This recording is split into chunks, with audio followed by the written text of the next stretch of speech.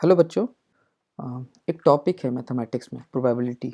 उसमें अधिकांश बच्चों को कुछ एरियाज में हमेशा कंफ्यूजन रहते हैं। मैंने एक एरिया आइडेंटिफाई किया है ना। एरियाज के बारे में यहाँ पे कुछ क्लैरिटी देना चाहूँगा, है ना। तो basically probability of event, number of favourable outcomes upon number of total possible outcomes. Correct, ये बेसिक डेफिनेशन है। बट प्रोबेबिलिटी चैप्टर यहाँ से स्टार्ट होती है। जो मेन एज मैं कवर करने जा रहा हूँ वो होता है difference between dependent events, independent events, mutual exclusive, exhaustive events.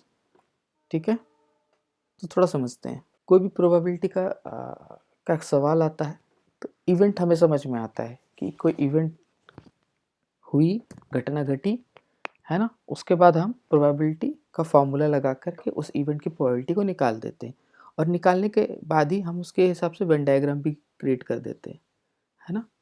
तो ये तो हर किसी को पता है ना। बहुत बेसिक सा डायग्राम है ना। ये हो गया सैंपल स्पेस, ये हो गया इवेंट ए, ये इवेंट बी। करेक्ट। अब समझते हैं यहाँ से डिफरेंसेस, है ना। डिपेंडेंट इवेंट्स वो होते हैं जहाँ एक इवेंट दूसरे इवेंट्स पर डिपेंडेंट होता है ना। तो एक केस आप मान लो, ये हो गया डिपेंडेंट इवेंट्स, और सेम डायग्राम एक इंडिपेंडेंट इवेंट के लिए बनता है।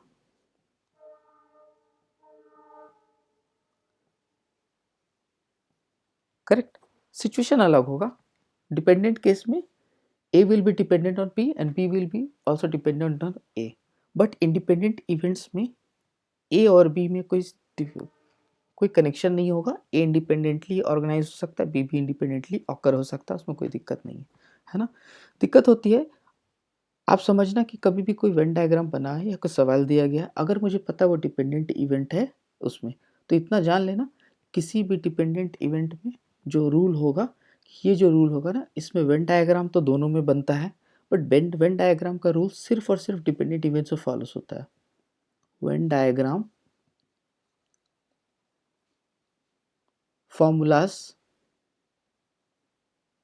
सिर्फ और सिर्फ डिपेंडेंट इवेंट्स पे फॉलो होगा। इस पे वेन डायग्राम बनेगा तो ज़रूर, लेकिन फॉलो नहीं होगा, फॉर्मूला फॉलो नहीं होगा। ठीक है ना, क्लियर है। अच्छा, डिपेंडेंट इवेंट्स को समझते हैं, है ना। इसमें सारे के सारे वेन डायग्राम फॉर्मूलास फॉलो होंगे, है ना। यानी कि अगर मैं ए यूनियन बी पूछता हूँ तो सिंपली वो A plus B minus A intersection B होगा। करेक्ट, ये तो आपको पता होगा, है ना। ये वाला पार्ट, ये वाला पार्ट प्लस ये वाला पार्ट, तीनों का सम निकाल करके ये बनता है ना। इसी को अगर प्रोबेबिलिटी में डिस्क्राइब करें तो A union B is equal to probability of A plus probability of B minus probability of A union intersection B निकल कर आता है। करेक्ट। इसको दूसरे फॉर्म में भी लिख सकते हैं, है ना, क्योंकि ये ए यूनियन बी इन तीनों का सम है ना। तो तीनों का सम देखो ऐसे लिखा जाता है, only A plus only B plus probability of A intersection B. मतलब इसको हम ओनली ए बोलते हैं, इसको ओनली बी बोलते हैं।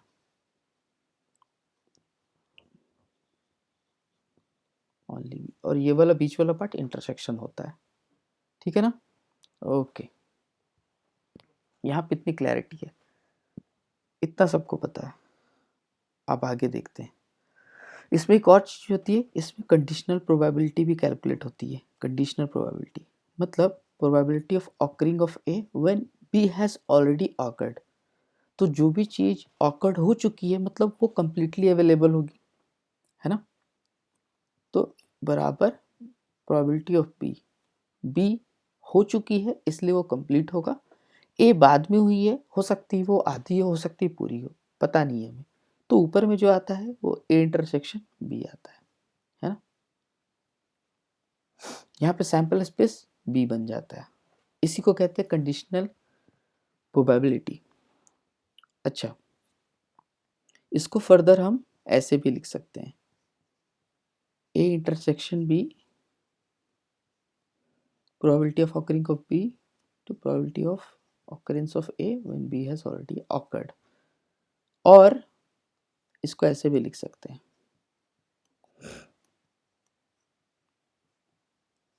आई थिंक ये सबको पता है, यहाँ मैं बहुत ज़्यादा चीज़ नहीं बताने वाला हूँ, इतना क्लियर हो गया। ये सब चीज़ें इसके लिए एप्लीकेबल होगी, सारे डिपेंडेंट इवेंट्स के लिए एप्लीकेबल होगी।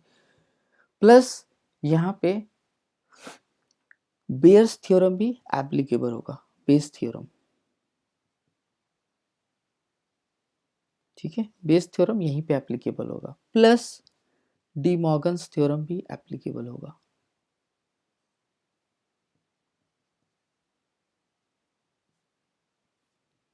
ठीक है ना। अब वापस इसमें आ जाते हैं, इतना तो समझ में आया इंडिपेंडेंट इवेंट्स में क्या फ़र्क है। डिपेंडेंट इवेंट्स तो दिखता है, कन्फ्यूज़न तो सारा का सारा है कि कब वो म्यूचुअली एक्सक्लूसिव होगा, कब वो इंडिपेंडेंट इवेंट होगा, जो समझ से परे। मैंने पहले ही बताया इंडिपेंडेंट इवेंट्स का मतलब है कि एक इवेंट दूसरे इवेंट पे डिपेंडेंट है या नहीं, दैट्स इट, है ना। उसका वेन डायग्राम से बहुत ही प्रॉपर डिस्क्रिप्शन निकाल पाना बहुत मुश्किल है। वेन डायग्राम में हम रिप्रेजेंट जरूर कर सकते हैं, बट इसके फॉर्मूलाज एप्लीकेबल नहीं होने की वजह भी यही होती है, ठीक है। इसका सब कुछ डिफरेंट होता है।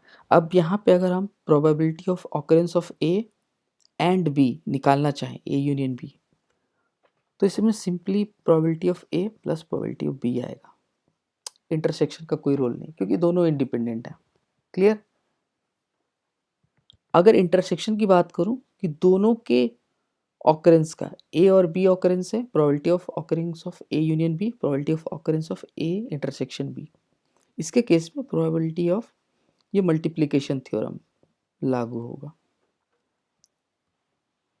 और इसीलिए इंडिपेंडेंट फंक्शन कहलाता है।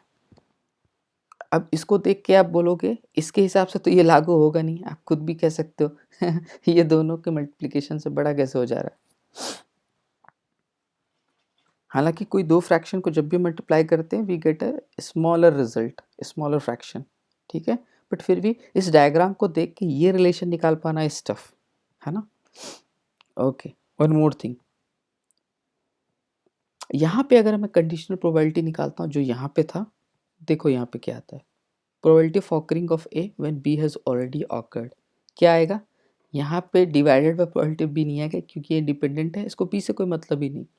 तो ए का ऑकर होना after B has occurred is same as occurring of probability of A, दिख रहा है। Probability of occurrence of B when A has already awkward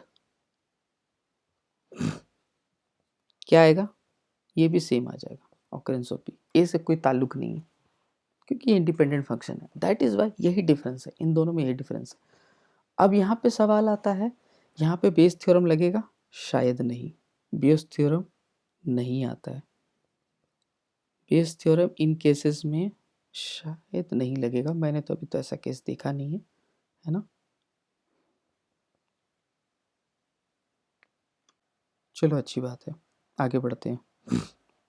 base theorem नहीं लगेगा, same as goes for De Morgan's theorem, नहीं लगेगा, या नहीं लगेगा क्योंकि डी मॉर्गन्स थ्योरम जो कहता है वहाँ पे वेन डायग्राम का एप्लीकेबिलिटी बहुत ही इम्पॉर्टेंट है, और चूंकि D Morgan's Venn diagram formulas नहीं लगेगा इसलिए ये भी नहीं लग पाएगा। ओके, यहाँ पे इतना ही समझना है। अब सवाल आता है कि म्यूचुअली एक्सक्लूसिव इवेंट क्या है। म्यूचुअली एक्सक्लूसिव, एग्जॉस्टिव तो हर किसी को पता होता है, दोनों बता दूंगा। म्यूचुअली एक्सक्लूसिव को समझते हैं। एक्सक्लूसिव का अर्थ ये होता है, कभी कोई सैंपल स्पेस है, ये होगा एक्सक्लूसिव, यानी इवेंट ए और बी जब भी इनका इंटरसेक्शन एक फाई सेट मिलता है, यानी probability of occurrence of intersection B is 0। जब ऐसा सिचुएशन होगा इसको हम म्यूचुअली एक्सक्लूसिव इवेंट केस कहेंगे, है ना। तो ये इसके लिए भी पॉसिबल है ना, मतलब इंडिपेंडेंट इवेंट्स के लिए भी, और ये डिपेंडेंट इवेंट्स के लिए पॉसिबल है, इसमें कुछ नहीं है। डिपेंडेंट इवेंट्स में तो डायरेक्टली आप यहाँ निकाल सकते हो, ये चेक कर लोगे, है ना।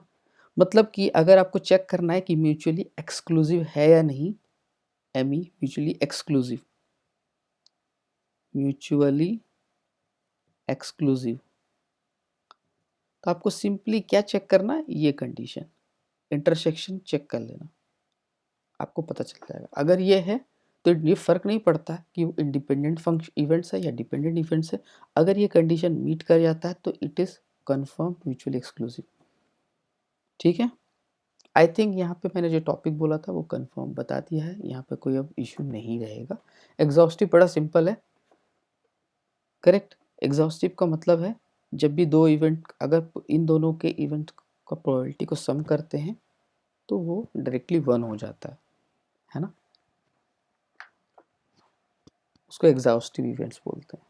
आई थिंक यहाँ पे क्लियर है। यहाँ पे with this I am ending the, thank you everyone.